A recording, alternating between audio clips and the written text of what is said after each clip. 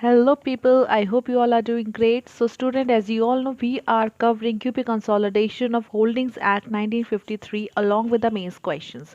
तो आइए आज हम कवर करते हैं एनफोर्समेंट स्कीम। पिछले वीडियो में हमने प्रिपेयर करी थी कंसोलिडेशन स्कीम, अब बारी आती है उसे एनफोर्स कराने की। So will see if any the mains question has been framed under this part. तो आइए स्टार्ट करते हैं। एवरीबॉडी, सेक्शन 24 से लेके section 33 it deals with the enforcement of the consolidation scheme. Let me tell you all, अभी तक UP में mains का इस एरिया से कोई भी क्वेश्चन फ्रेम नहीं हुआ है, so we can expect the full fledged question to explain this area.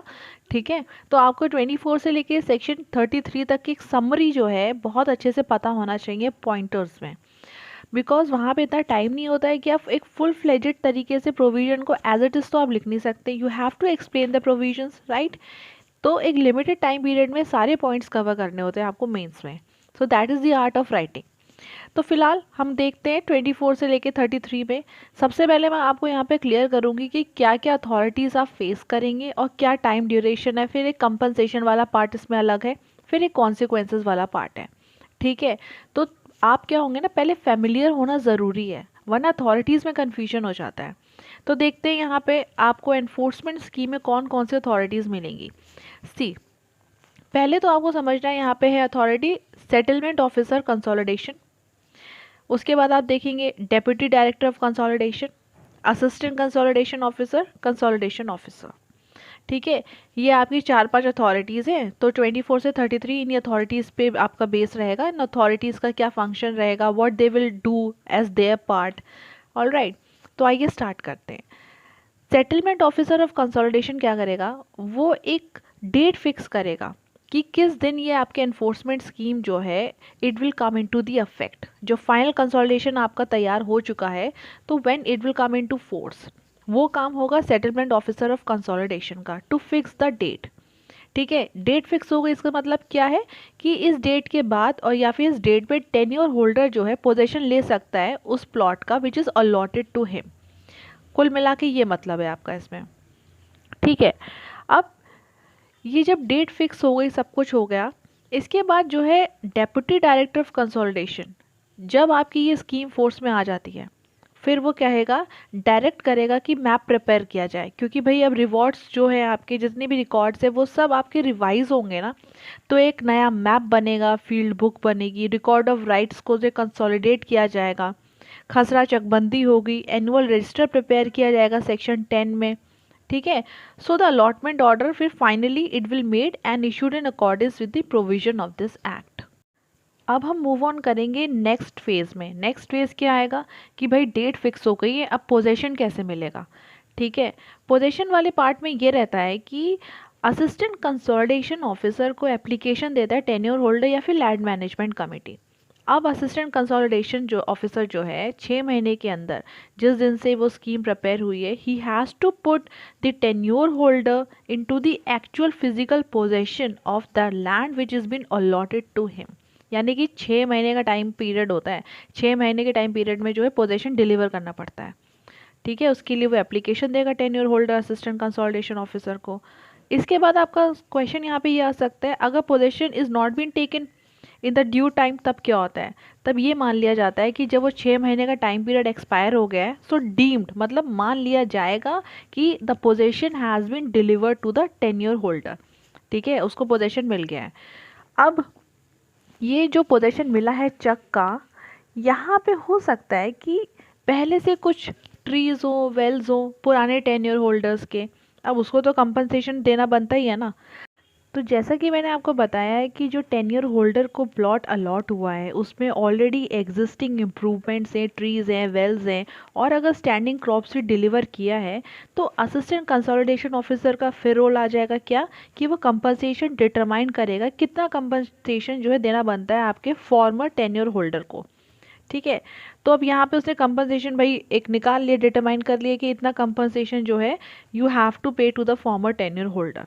अगर 3 महीने के अंदर फॉर्मर टेन्योर होल्डर को कंपनसेशन पे नहीं किया गया है, तो आपका ये जो फॉर्मर टेन्योर होल्डर है वो एप्लीकेशन देगा कलेक्टर को। ठीक है, for a recovery of the amount as the arrears of the land revenue, एक लैंड रेवेन्यू जो बकाया रह जाता है उस फॉर्म में, and that has to be like determined 6% के रेट पे पर एनम।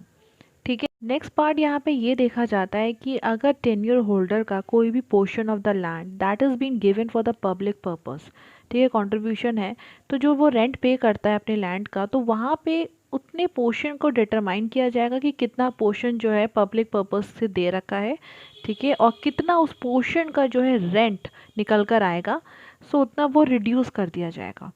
ठीक है, and that will be reflected in the provisional consolidation scheme.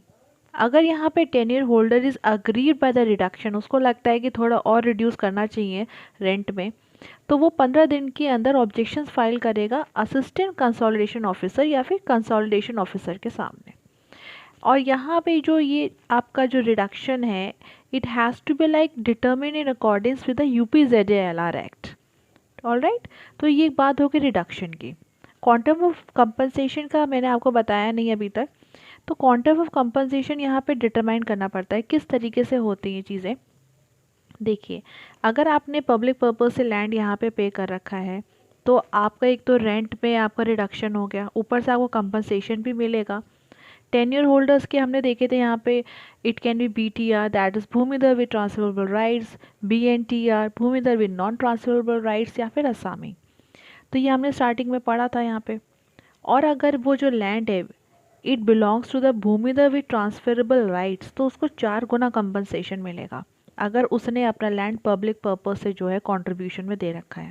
अगर वो जो लैंड है it belongs to the bhumidhar with non transferable rights, तो उन्हें कितना कंपनसेशन मिलेगा, सो इन्हें कंपनसेशन मिलेगा 2 गुना ज़्यादा, जितना भी आपका लैंड रेवेन्यू रिड्यूस किया गया है। मैंने आपको जैसे जस्ट बताया था ना कि आपने अपनी ज़मीन जो है पब्लिक पर्पस से कंट्रीब्यूशन में दे रखी है, तो आपको कंपनसेशन तो मिल ही रहा है, बट उससे पहले क्या है, रेंट भी रिड्यूस कर दिया जाएगा उतने पोर्शन का। तो जो आपके BNTR है इनको 2 गुना मिल जाएगा, जितना भी आपका रेंट रिड्यूस हुआ है उस अमाउंट से। 10,000 रुपये मान लीजिए रेंट रिड्यूस हुआ था, अब 2 इंटू 10,000 यानी कि 20,000 रुपये कंपनसेशन मिलेगा। ठीक है, वो तो आपका रिड्यूस हुआ ही हुआ, और 20,000 रुपये आपको यहाँ पे कंपनसेशन मिल गया। उसके बाद जो लैंड आपने पब्लिक पर्पस से दी है उस पर ट्रीज़ भी हैं, वेल्स भी, या फिर कोई और इम्प्रूवमेंट्स थे, ठीक है, तो उसका भी कंपनसेशन यहाँ पे निकाला जाएगा, वो सेक्शन 19 के हिसाब से होगा। अब यहाँ पे ये देखा जाएगा असामी का क्या रोल आता है। असामी को क्या कोई कॉम्पनसेशन मिलता है, बिल्कुल मिलता है यहाँ पे। अगर असामी जो है he was in the occupation of the land, जो कि आपकी भूमिधर विद नॉन ट्रांसफरेबल राइट्स इनकी लैंड थी, या फिर भूमिधर विद नॉन ट्रांसफरेबल राइट्स इनकी लैंड थी, तो उसको 50% कॉम्पनसेशन दिया जाएगा, जितना भी कॉम्पनसेशन रिस्पेक्टिव टेन्योर होल्डर्स को दिया जा रहा है। ठीक है, तो इस तरीके से यहाँ पे कैलकुलेट करते हैं, असामी को भी कॉम्पनसेशन दिया जाता है। अब नेक्स्ट फेज समझने का ये है कि वेस्टिंग का क्या रोल है इसमें। देखिए, वेस्टिंग का कॉन्सेप्ट ये है कि जिस दिन से टेन्योर होल्डर एंटाइटल हो जाता है to enter into the possession of the chak which is been allotted to him, उस दिन से लैंड वेस्ट हो जाती है आपकी स्टेट गवर्नमेंट में या फिर ग्राम सभा में। ठीक है, and all this has to be in accordance with section 117 of the UPZALR act. But एक रिस्ट्रिक्शन होती है कि जो लैंड है that has to be only utilise for the purpose for which it is earmarked in the final consolidation scheme. उसी हिसाब से आपको जो है यूज़ करना है, और अगर यूज़ नहीं करी गई है then it can be utilise for any other purpose as which is been prescribed. थोड़ा सा और वेस्टिंग के कॉन्सेप्ट को समझते हैं, तो 117 या फिर 117A it talks about the declaration of the vesting. Section 4 में the estate is vested in the state government. अब स्टेट गवर्नमेंट के पास ये पावर आ जाती है that he can direct the land which is been vested in the state government, now it will be vested in the Gram Sabha या फिर local authority.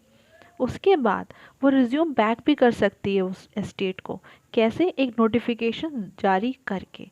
So when the state is been resumed back with the state government, तो गांव सभा या फिर आपके local authority ने कोई भी वहाँ पे डेवलपमेंट किया है उस लैंड के ऊपर, तो उनको भी कंपनसेशन जो है पे करना पड़ेगा, स्टेट गवर्नमेंट पे करेगी। Now we will cover the last phase of this whole scheme, that is the consequences. Consequences which shall ensue on the exchange of the possession. पुराने tenure holder की जो plot of land है that has been allotted to the new tenure holder because of the consolidation scheme. तो वहाँ पे क्या consequences arise करेंगे। तो सबसे पहली बात ये है कि अब आई वॉज लाइक द पुराना टेन्योर होल्डर, ठीक है, अब मेरी प्लॉट ऑफ लैंड जो है किसी और को दे दी जा रही है कंसोलिडेशन स्कीम में, तो जितनी भी राइट्स लाइबिलिटीज जो भी मेरी उस प्लॉट ऑफ लैंड से रिलेटेड थी that will come in to end, मतलब इट विल सीज। तो अभी हमने क्या देखा कि ओरिजिनल होल्डिंग्स में मेरी जो भी राइट्स थी, जो भी मेरे टाइटल्स थे, जो भी मेरे इंटरेस्ट थे, सब एंड हो गए, ठीक है। Now I am going to enter into a new chak which is been allotted because of the consolidation scheme. तो इसके रिस्पेक्टिव वही मेरी राइट्स एंड लाइबिलिटीज़ होंगी जो मेरे ओरिजिनल होल्डिंग्स में मुझे थी। कॉन्सिक्वेंसेस में एनकम्बरेंसेस भी इंक्लूड करेंगे। अगर ओरिजिनल होल्डिंग्स में मेरी कुछ एनकम्बरेंसेस थे, ठीक है, मान लीजिए लीज पे थी वो प्रॉपर्टी और मॉर्गेज दे रखी थी, तो अब जो मुझे नया चेक अलॉट किया गया है वो सारे एनकम्बरेंसेस जो है वो उस वाली प्लॉट ऑफ लैंड में फॉलो कर दिए जाएंगे, ठीक है। ऐसा नहीं है कि encumbrances will come to an end, no it won't, it will cease from that date from that holding, but now it will carry it into the new holding which has been allotted, ठीक है। अब last बात आती है cost की। देखिए पूरे consolidation operation में जितना भी खर्चा आया है so that will be fix by the state government, और 10 ईयर होल्डर से या तो अब एडवांस में उसको ले लिया जाएगा या फिर बाद में as an arrear of the land revenue की तरह जो है उसे पे किया जाएगा। So we are done with the enforcement scheme from section 24 to section 33. आइए एक बार sections के साथ देख लेते हैं। section 24 में possession and accrual of compensation की बात करते हैं, जहाँ पे मैंने आपको बताया था कि settlement officer of the consolidation will fix the date to be notified in the unit कि किस दिन से आपका consolidation scheme will come into the force. All right. उसके बाद सेक्शन 27 बात करता है नए रेवेन्यू रिकॉर्ड्स की। मैंने आपको बताया था कि जितना भी फील्ड बुक है, new map, record of rights, everything will be like again उसको जो है प्रिपेयर किया जाएगा फॉर ईच विलेज। इसके बाद 28 डिलीवरी ऑफ पोजेशन, पोजेशन जो है 6 महीने में डिलीवर करना पड़ता है। Thereafter section 29 it talks about the compensation. अगर पोजेशन डिलीवर किया गया है जहाँ पे स्टैंडिंग क्रॉप्स और ऑल्सो डिलीवर्ड अंडर सेक्शन 28, तो assistant consolidation officer will determine कि कितना आपका कॉम्पनसेशन जो है पे करना पड़ेगा, ठीक है। सो अगर इस कॉम्पनसेशन ऑर्डर से if the party is been aggrieved then 15 days के अंदर file the appeal before the consolidation officer. 3 महीने के अंदर कॉम्पनसेशन अगर पे नहीं किया गया है, ठीक है, उसमें मैंने आपको बताया था अदर मोड्स की बात करेंगे 6% पर एनम से जो है फिर कॉम्पनसेशन जो है रिकवर किया जाएगा as the arrears of land revenue. Section 29 capital A हमने अभी कवर कर लिया। इसके बाद 29 डबल ए, यहाँ पे क्या है, यहाँ पे हम बात करेंगे reduction of the land revenue on the account of the contribution of the land for the public purpose. मैंने बताया था ना, अगर पब्लिक पर्पस से आपने लैंड दे रखा है तो रेंट आपका वहाँ पे रिड्यूस कर दिया जाता है, ठीक है। Thereafter 29 B compensation for the land contributed by the tenure holders for the public purpose. यहाँ पे मैंने आपको बताया था अगर land is belonging to the bhumi with transferable rights तो 4 गुना कॉम्पनसेशन मिलेगा एंड सो ऑन। असामी तक हमने कवर किया था। नाउ सेक्शन 29C, यहाँ पे हमने ये बात करी थी वेस्टिंग की। याद है आपको, मैंने आपको बताया था कि टेन्योर होल्डर जिस दिन से एंटाइटल होता है to enter into the position of the chaks the land shall vest in the state government. Resume किस तरीके से की जाती नोटिफिकेशन के थ्रू, वो भी मैंने आपको बताया था। अब section 30 consequences which shall ensue on exchange of the possession. सारे कॉन्सिक्वेंसेज हमने जो है यहाँ पे डिस्कस करें जस्ट अभी। Thereafter section 33 it talks about the cost of the consolidation operation which is to be realized from the tenure holder. It can even be realized advance में भी, ठीक है, या फिर लेटर रिकवर किया जाएगा as an arrear of the land revenue. अभी बीच के जो भी सेक्शंस थे they are deleted. So we are done with the enforcement scheme. I hope I could make you all understand the critical provisions from section 24 to section 33. Now next we will cover the statement of principles. इस पे mains का question आपका frame हुआ है, तो please ज़रूर मेरे इस चैनल को सब्सक्राइब करिएगा, लाइक करिएगा, बिल्कुल भी मिस मत करिएगा। यूपी की लोकल लॉज पे इस तरीके से आई डोंट थिंक सो किसी और चैनल ने मेंस के क्वेश्चंस कवर करें, तो प्लीज़ ज़रूर सब्सक्राइब करिएगा। Now will see you in my next video. Till then take care, bye everyone.